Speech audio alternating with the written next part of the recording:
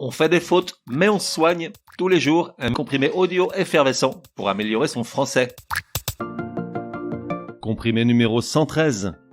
De dire des âneries, tu cesseras. En palamouche, j'en dis aussi, du reste on est tous là pour en éliminer le plus possible de notre vocabulaire. Parce que oui, des âneries, on en dit pas mal. Voici une nouvelle sélection, 3e du nom, de choses à effacer de notre dictionnaire personnel. Dentition. Tu vois George Clooney qui sourit à sa partenaire dans un film et tu te dis « La vache, la dentition de la mort qui tue ». Tout faux. La dentition correspond au processus dynamique de formation des dents, à la pousse des dents depuis qu'on est tout petit. Pour en revenir à George, il eût fallu dire « L'enfoiré, quelle belle denture ». C'est en effet cette dernière qui se réfère à l'ensemble des dents normalement portées à un âge donné par un mammifère, George ou un ours brun du Kamchatka. Alternative. Ce soir chérie, pour dîner, on a 2 alternatives, haricots verts ou saumon fumé, crème fouettée, ciboulette et toast tiède. Outre qu'il faut être complètement crétin pour proposer des haricots verts, une alternative dans ce cas est l'obligation de choisir entre 2 possibilités. Donc ni 2 alternatives, ni double alternative, une alternative. Et puis s'il y a plus de 2 possibilités, ce n'est plus une alternative, trouve autre chose. Plusieurs options par exemple. Faire long feu. Ce soir les mecs, je ne vais pas faire long feu, je ne suis plus étanche.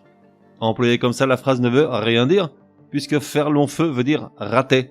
Si quelque chose a fait long feu, c'est que ça n'a pas abouti, car l'expression vient des armes à feu d'une autre époque, dont parfois la charge de poudre prenait trop lentement pour faire partir le coup.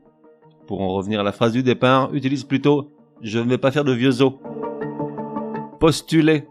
J'ai postulé en interne au poste de responsable marketing. Désolé, mais ta candidature commence pas bien.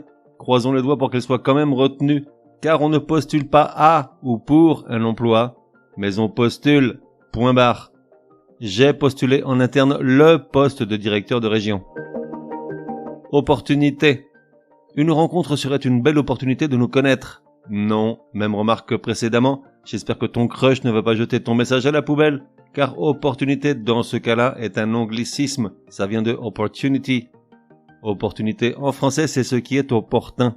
Refais ta phrase avec « Une rencontre serait une belle occasion de nous connaître et sois heureux ». Résumé du comprimé numéro 113.